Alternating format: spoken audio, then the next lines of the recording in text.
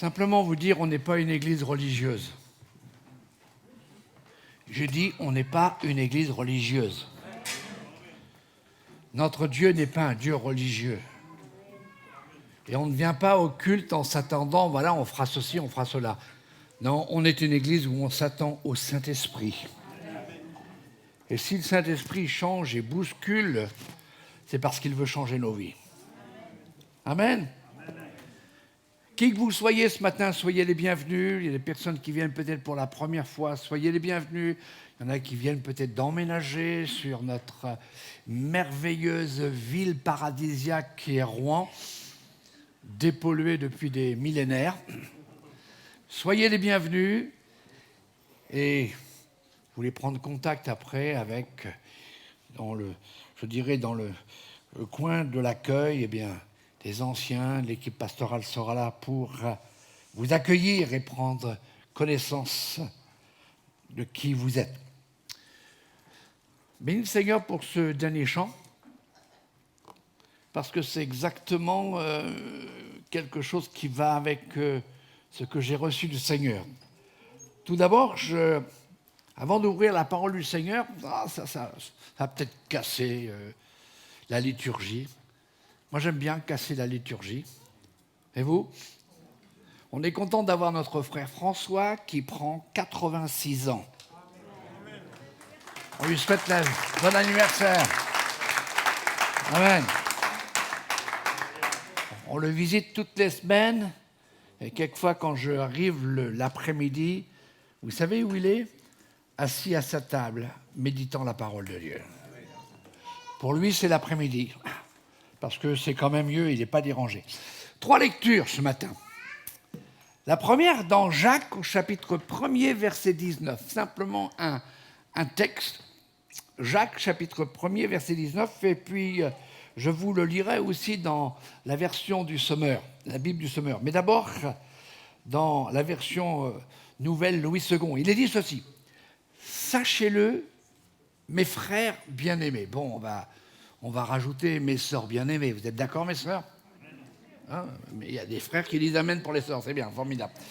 Sachez-le, mes frères bien-aimés, ainsi que tout homme soit prompt à écouter, lent à parler.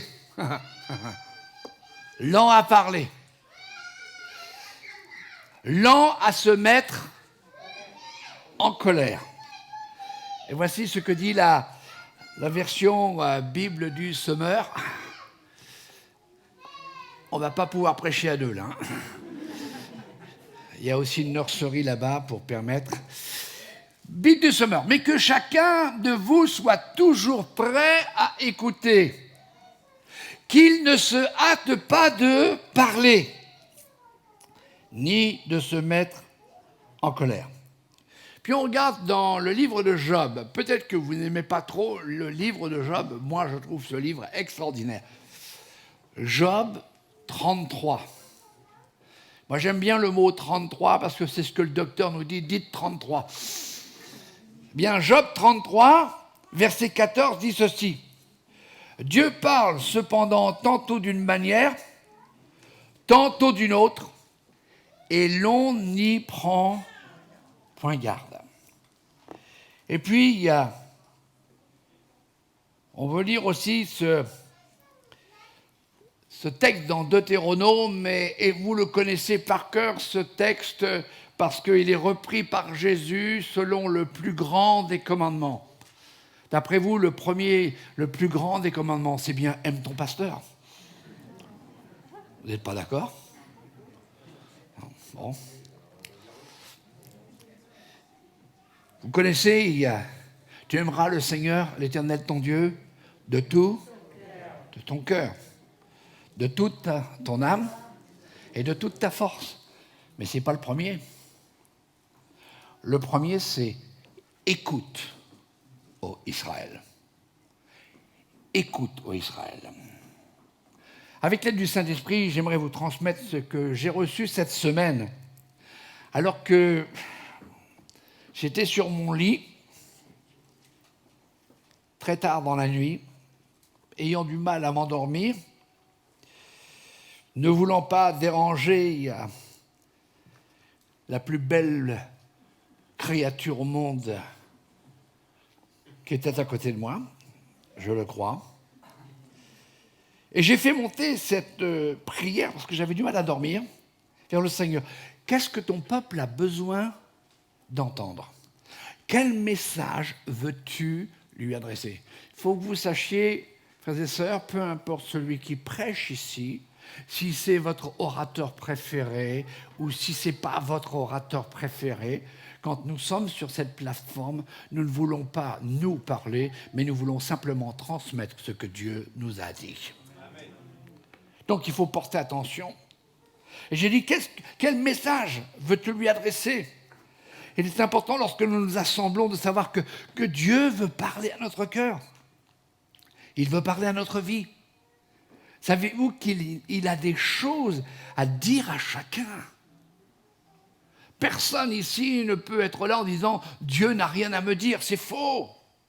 Dieu a quelque chose à te dire là où tu es, même si tu viens pour l'une ou la deuxième fois dans cette église, Dieu a quelque chose à te dire. Et quand Dieu dit quelque chose, eh bien ta vie est touchée, ta vie est transformée. Il y a 2 semaines de cela, je partageais ce message. Il est temps de revenir à la parole de Dieu. Dimanche dernier, nous avons entendu ce message qui a touché notre cœur, qui a bousculé nos vies, connaître le miraculeux de Dieu. Mais moi, j'aimerais vous dire, le miraculeux, c'est Dieu.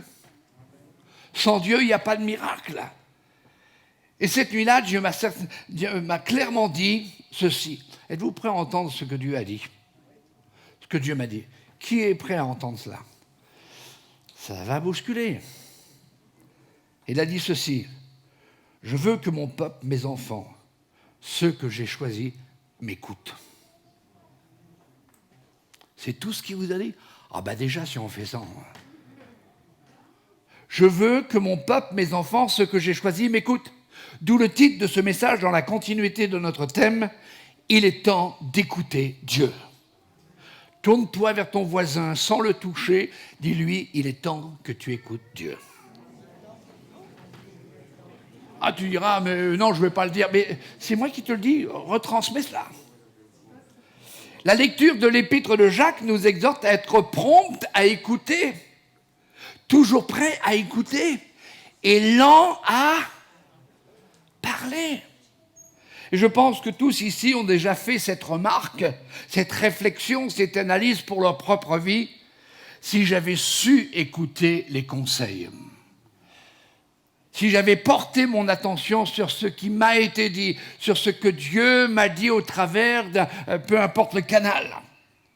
Lorsque vous lisez les Écritures de la Genèse à l'Apocalypse, du début jusqu'à la fin, vous découvrez que le problème majeur du peuple de Dieu, des hommes et des femmes de Dieu, c'est le manque d'écoute.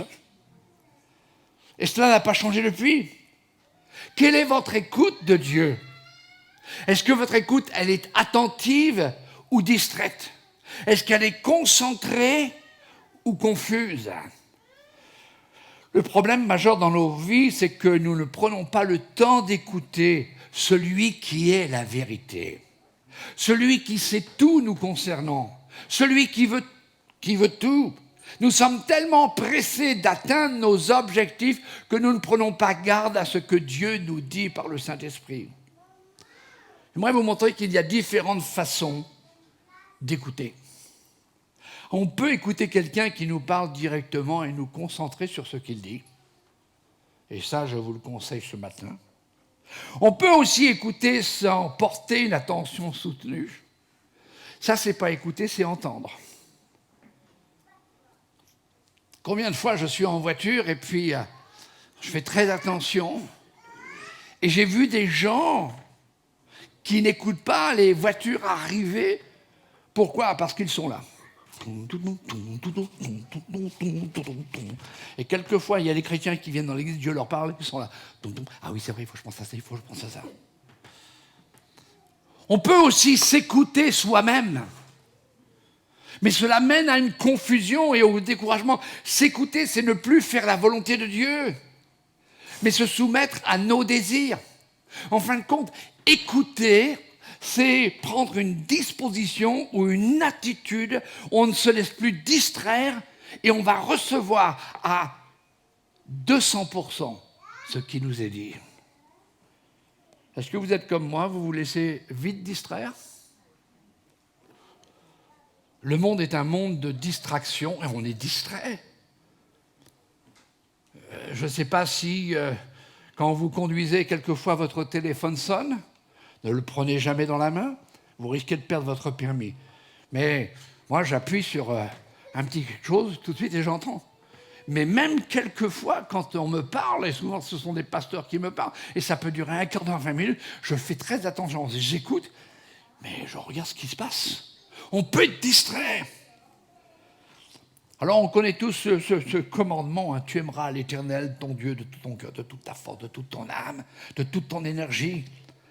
Mais on oublie ce qui précède ce commandement, qui est comme le cri du cœur déchirant de Dieu, qui dit « Écoute Israël, notre Dieu est le seul éternel. » En fin de compte, écoute Israël, je suis le Dieu qui seul va te dire la vérité. Et on dit souvent, toute vérité n'est pas bonne à dire. Et on dit souvent, la vérité blesse. Mais Dieu est le seul Dieu qui connaisse la vérité, qui connaît la vérité, qui te connaît parfaitement. Mon peuple, dira Dieu, porte toute attention et ne te disperse pas en laissant quoi que ce soit prendre ma place. Parce que je suis le seul qui est digne de parler à ton cœur. Dans un psaume, il y a l'écho de ce cri de l'Éternel, le psaume 81, verset 12. Il a dit « Mais mon peuple n'a point écouté ma voix.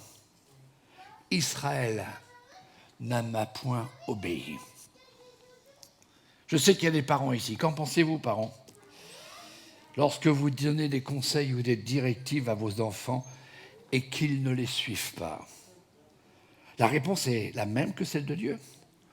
Pourquoi tu ne m'écoutes pas? Pourquoi tu n'en fais qu'à ta tête? Et on pourrait continuer comme ça. Et on se pose souvent la question, pourquoi est-ce que cela m'arrive? Pourquoi tant de difficultés? Pourquoi tant de troubles? Pourquoi je suis tellement attaqué? Pourquoi je sens une oppression? Pourquoi je ne vis pas dans le bonheur? Pourquoi je ne suis pas dans la paix? Il est parlé de paix dans le champ. Tout simplement, un manque d'écoute. Un manque d'écoute. Et en réfléchissant, le Saint-Esprit m'a rappelé quelques événements dans sa sainte parole au sujet de son peuple. Et je pense que ça va être très facile pour vous de suivre ce message. Vous rappelez-vous, à la sortie d'Égypte, devant la mer Rouge, Dieu ordonne à Moïse d'étendre son bâton pour que les eaux se séparent. Imaginez que le peuple n'écoute pas. Et qu'ils disent à Moïse, écoute, on n'est pas vraiment en sécurité, referme les eaux et puis rouvre-les parce qu'on veut être sûr que lorsqu'on va passer, il n'y aura pas une deuxième vague. Ils n'avaient pas le temps, il fallait passer parce que l'ennemi derrière eux allait être anéanti.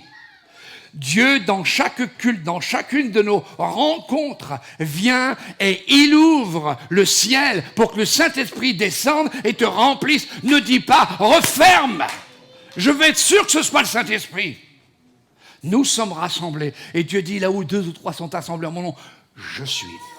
Alors je ne suis pas simplement au milieu d'eux, je suis celui qui est. Je suis le vivant, je suis la vérité. Quand on écoute Dieu, écoutez bien, l'ennemi perd sa puissance. Allô? Qui est d'accord? J'ai noté ceux qui n'ont pas levé la main. Quand on écoute Dieu, l'ennemi perd sa puissance. Quand Dieu t'ouvre un chemin et te dit marche-y, il faut l'écouter et avancer pour voir la délivrance. Je suis d'accord. De même, lorsque ce même peuple se trouve en face de Jéricho, et que Josué reçoit la stratégie divine. Imaginez que le peuple s'arrête et commence à discuter la stratégie divine. Commence à contester. Non, ça n'arrive jamais dans les églises. Tout le monde est d'accord avec la parole de Dieu. Pourquoi, pendant 6 jours, faire un tour de Jéricho? Et pourquoi le 7e jour, 7 tours? Est-ce que Dieu n'est pas assez puissant pour un seul tour et faire tomber les murailles? Quelle perte de temps! Quelle perte d'énergie! Il fallait qu'ils écoutent la stratégie de Dieu, qui était une stratégie atypique, et non leur stratégie. Dieu voulait leur apprendre la confiance, il voulait leur apprendre la foi, il voulait leur apprendre l'obéissance, et surtout, il voulait leur apprendre la patience et la persévérance. Et dans cette merveilleuse aventure, parce qu'ils ont écouté Josué, ils ont écouté la stratégie, on sait très bien que, alors, les murailles de Jéricho sont tombées, et d'une façon miraculeuse, les murailles ne sont pas tombées sur le peuple, mais à l'intérieur, où ils se sont effondrés sur elles-mêmes. Mais dans cette merveilleuse aventure, il y a eu un clash à cause d'un manque d'écoute. La bataille qui a suivi contre une petite ville d'Aï, rien à voir avec Jéricho. Ils ont mené une bataille et ce fut le fiasco. Pourquoi? Écoutez bien, parce qu'une seule personne parmi le peuple n'avait pas écouté Dieu. Ça m'a amené à réfléchir. Quelquefois, on se demande comment se fait-il qu'il y a tant de pression. Comme le pasteur Mathias l'a dit tout à l'heure, comment se fait-il qu'on a du mal à entrer dans la présence de Dieu? Tout simplement parce qu'il y a des gens qui savent ce que Dieu leur dit et ne le font pas. Et ça fait une opposition. Akan n'a pas écouté Dieu qui avait interdit de prendre quoi que ce soit. Et souvent, après une grande victoire, on pense qu'on peut se passer d'écouter Dieu. Et comme Akan, on écoute la voix de la convoitise. Et c'est la ruine. Le résultat, c'est que cet homme a perdu sa vie ainsi que la vie de sa famille. Et le peuple a perdu une bataille ainsi que des vies. Est-ce que cela vous parle? Il faut que chacun écoute Dieu pour qu'il n'y ait plus au milieu de nous de l'interdit. Si nous voulons que l'Église avance. L'interdit, c'est ne plus écouter Dieu et faire comme si Dieu n'avait pas parlé et faire comme si Dieu ne savait pas. Vous rendez-vous compte que le voyage vers la terre promise, de l'Égypte en terre de Canaan, aurait dû durer 11 jours.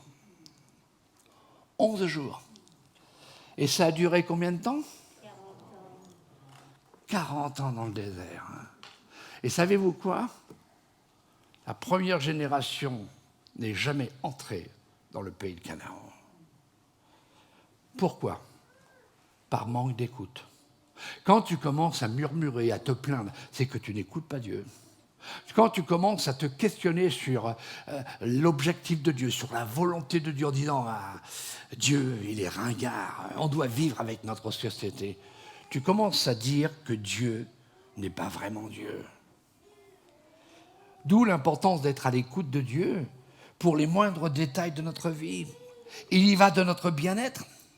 Le prophète Amos a dit ceci au chapitre 5, verset 6, « Cherchez l'Éternel et vous vivrez ».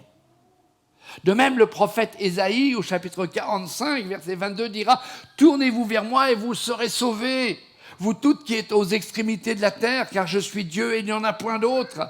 Cherchez et écoutez Dieu et vous vivrez. Vous vivrez dans sa protection, vous vivrez dans sa puissance, vous vivrez dans son abondance, vous vivrez dans son esprit, vous vivrez dans son onction et il vous conduira dans toute la vérité. » Quand on écoute Dieu, on ne vit plus dans la confusion.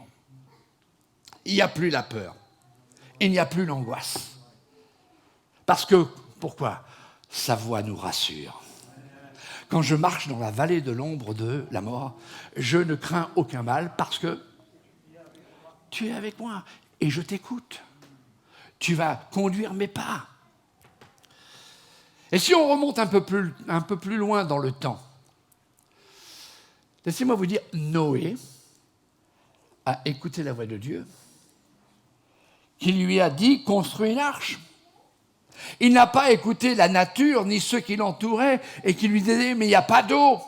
On est très loin géographiquement des mers et des océans. Tu perds ton temps à obéir d'une façon aveugle. Et chaque fois que le marteau tapait sur le clou, ça indiquait que Noé continuait à écouter Dieu. Noé écouta Dieu. Écoutez bien. Noé écouta Dieu et il sauva sa famille. Il sauva sa famille. Est-ce que tu veux le dire à haute voix? Il sauva sa famille. Vous voulez sauver votre famille? Alors écoutez Dieu. Écoutez-le, lui seul. Permettez-moi de vous rappeler aussi le père de la foi, Abraham, qui a écouté Dieu. Quitte ton pays, quitte ta famille, et va dans le pays que je te donnerai. Il a écouté, il a quitté sa famille, il a quitté ses dieux. C'était un idolâtre pour entrer dans la volonté de Dieu. Et il est dit d'Abraham qu'il eut confiance en l'Éternel et que cela lui fut imputé à justice. Et puis Dieu dit, regarde les étoiles du ciel. Et il entendit que sa postérité serait aussi nombreuse. On remonte un peu le temps. De même pour ce général syrien. Vous vous rappelez ce général syrien? Il s'appelait comment? Naaman. Et il a posé les questions, mais pourquoi? Encore un qui conteste. Pourquoi les eaux du jardin? Les jours du Jourdain? Pourquoi cette fois? Est-ce que la première fois ne suffirait pas? Et après avoir écouté le conseil de ceux qui l'entouraient, ses anciens, il écouta et obéit à l'ordre de Dieu. Il plongea 1 fois, 2 fois, 3 fois, 4 fois, 5 fois. Et regardez, rien de changement. 6 fois, rien de changement. Ma peau est toujours moche. Je suis lépreux. Il fallait qu'il écoute. Dieu avait dit 7 fois. Pas 6 fois. Pas 6 fois 3/4. Mais 7 fois. Et la 7e fois, il a plongé. Et la Bible nous dit qu'il est ressorti et sa peau était comme celle d'un enfant. Écoute Dieu te parler. J'aimerais vous parler de quelqu'un qui n'a pas écouté Dieu et qui a amené la colère de Dieu. Un prophète. Quoi, un prophète? Un prophète. Jonas. Connaissez Jonas? C'est un exemple flagrant d'un chrétien qui sait ce qu'il fait et qui n'écoute pas Dieu. Au lieu d'aller à Ninive pour annoncer la parole de Dieu, il s'enfuit à Tarsis et a amené la tempête sur la mer et en même temps a risqué sa vie. J'aimerais vous dire que Dieu nous appelle à partager notre foi, à transmettre sa parole. Si nous ne le faisons pas, nous risquons gros. Jésus dira, allez par toutes les nations et prêchez-leur la parole, enseignez-la, baptisez-les, faites-en des disciples, soyez sel et lumière, ambassadeurs de mon royaume. Jésus dit aussi, allez et guérissez. Et la Bible nous dit, c'est Dieu qui dit, il faut l'écouter. Si tu n'avertis pas le méchant, je te redemanderai son sang. Laissez-moi vous parler d'un disciple qui n'a pas écouté non plus ce que son maître lui a dit. Notre grand ami Pierre, moi j'aime beaucoup Pierre, il est râleur. Il y en a combien de râleurs ici? Merci de votre honnêteté. Il y a combien de râleuses aussi? Oh, il y en a qui ne veulent pas lever leurs mains. On est filmé, c'est vrai. Oh. Pierre était toujours en train de râler. Puis il avait toujours... Lui, il n'était pas prompt à écouter, mais il était prompt à parler. À un moment donné, il n'a pas écouté Jésus, qui lui a dit, cette nuit même, tu me renieras 3 fois. Non, non, Seigneur, je suis prêt à mourir pour toi. Et déjà un petit peu avant, le Seigneur lui a dit, il faut que tu m'écoutes. Simon, Simon, le diable vous a réclamé pour vous cribler comme on crible le froment, mais j'ai prié pour toi. Comme c'est important d'écouter Dieu. Et Ce qui est merveilleux, c'est si vous avez une oreille bouchée, il y a la deuxième qui fonctionne. Mais il n'y a pas que simplement écouter Dieu avec vos oreilles, il faut l'écouter aussi avec votre cœur. Je voudrais vous poser la question, comment l'Église est née?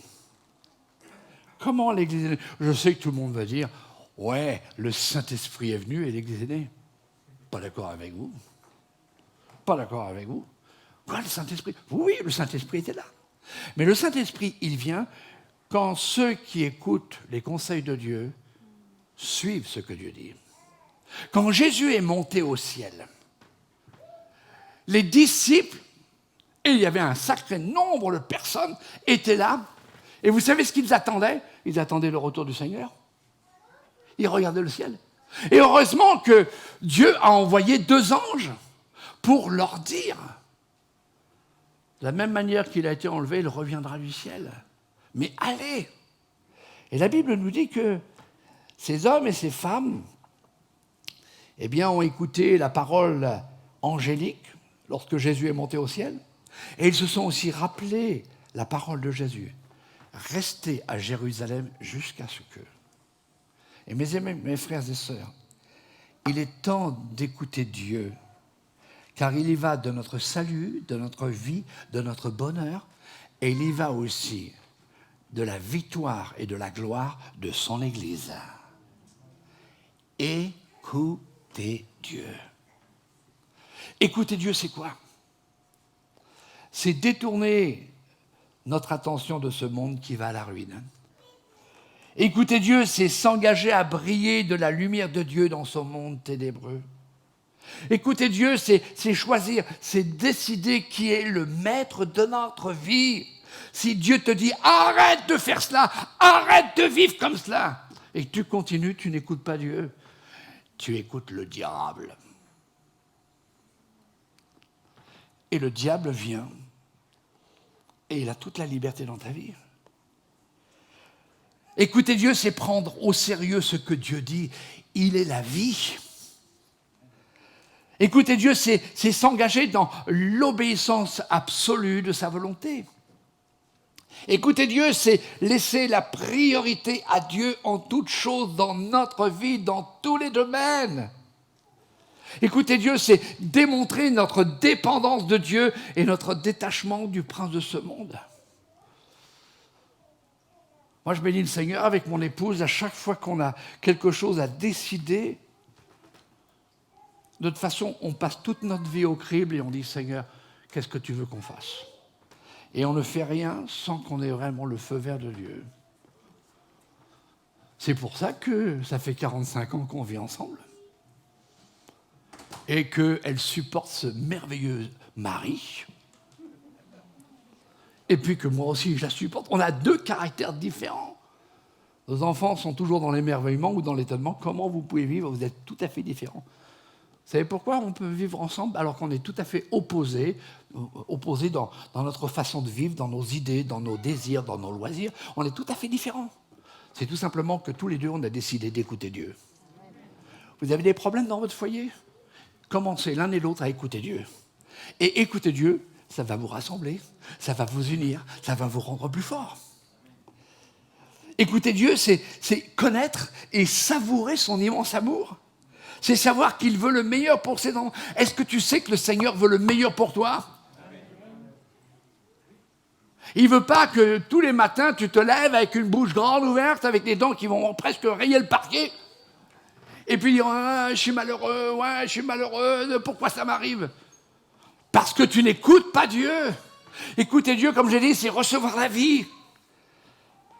Écouter Dieu, c'est être heureux. Hein? Oui, parce que c'est Jésus qui l'a dit. Luc 11, 28. Heureux plutôt ceux qui écoutent ma parole et la gardent.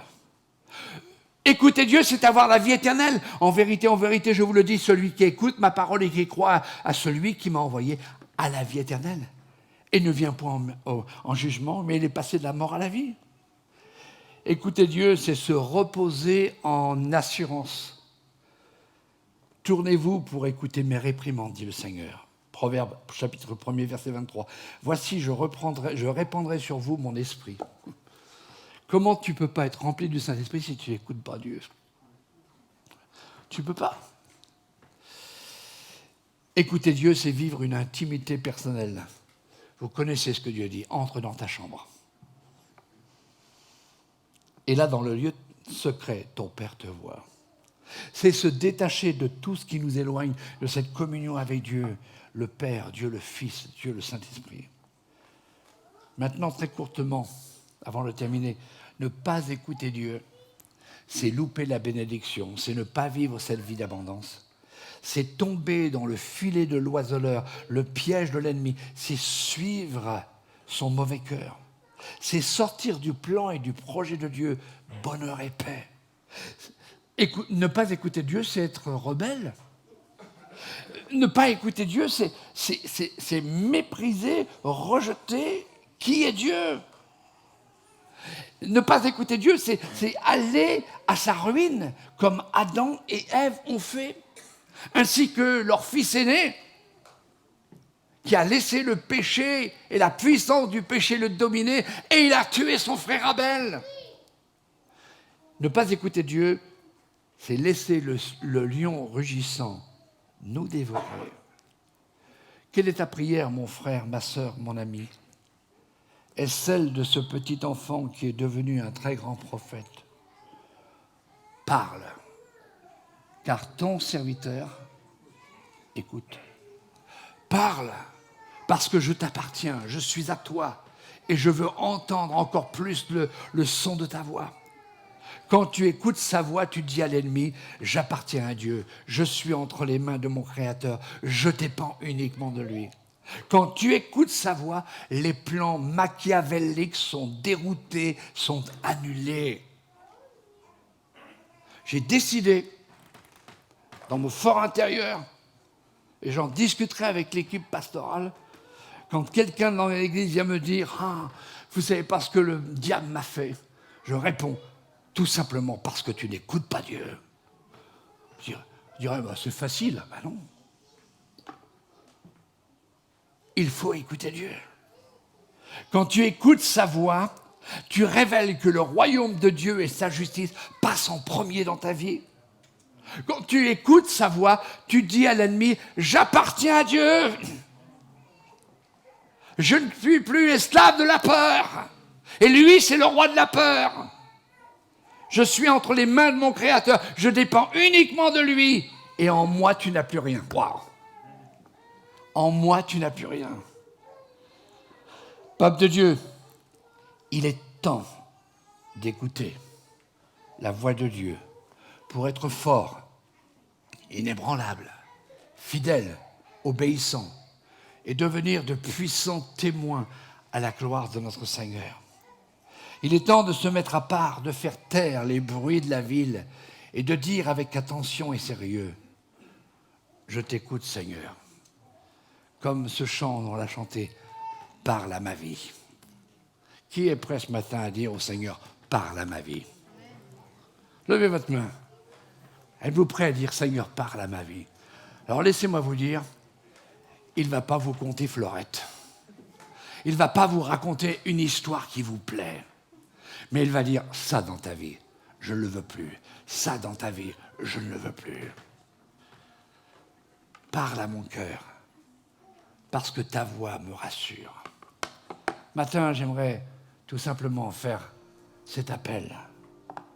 Est-ce que ce matin, dans cette église, il y a vraiment des gens, des hommes, des femmes, des frères, des sœurs, qui sont sérieux, qui sont authentiques et qui veulent vraiment écouter la voix de Dieu? Écoute, ô Israël. Est-ce que ce matin, mon frère, ma sœur, tu entends le cri déchirant de Dieu? Écoute, mon peuple. Écoute-moi, mon peuple. Et ta vie va changer. Écoute-moi, il n'y aura plus d'oppression dans ta vie. Tu seras libéré. Parce que si tu m'écoutes, c'est que tu prends la disposition, tu prends la position d'obéir à ma parole. Si ce matin, tu es d'accord, alors j'aimerais que tu te lèves et que tu mettes tes deux mains sur ton cœur, sur ta poitrine. Lève-toi à ta place. Et tu es en train de dire au Seigneur, me voici, parle, je suis ton serviteur, je suis ta servante. Et je veux vraiment t'écouter. Je veux fermer mes oreilles aux tentateurs, à mon raisonnement humain, au raisonnement de ce monde, au raisonnement social de ce monde, qui est en train de voter des lois qui sont contraires, et des enseignements, des styles de vie qui sont contraires à ta parole. Et moi, je veux me conformer à ta parole. Plus nous allons écouter Dieu, plus notre vie sera transformée. Plus nous serons à l'image de notre Dieu. Plus nous serons à la ressemblance de son Fils. Et plus la puissance du Saint-Esprit sera au travers de nous, réellement une arme extraordinaire pour gagner le monde qui n'a jamais entendu la voix de Dieu. Ce matin, je prie pour ton peuple, Seigneur. Je prie pour ce peuple auquel j'appartiens. Ce peuple que tu as racheté. Chaque goutte de ton sang a été versée pour notre salut. Et nous voulons bénir ton nom ce matin. Nous louons ton nom. Nous sommes là et à partir de ce dimanche 20 septembre 2020, nous signons un engagement, un contrat avec Dieu. Je m'engage tous les jours et la nuit quand je ne dors pas à écouter Dieu parce que Dieu parle. Notre Dieu n'est pas silencieux. Lorsqu'on pense qu'il est silencieux, c'est parce que nous manquons de politesse et d'honneur et nous écoutons quelqu'un d'autre qui n'est pas digne d'être écouté. Seigneur, nous voici. Parle à notre cœur. À ton nom soit seule la gloire. Est-ce qu'on peut le dire à tous à haute voix? À ton nom soit seule la gloire. Que Dieu vous bénisse. Amen.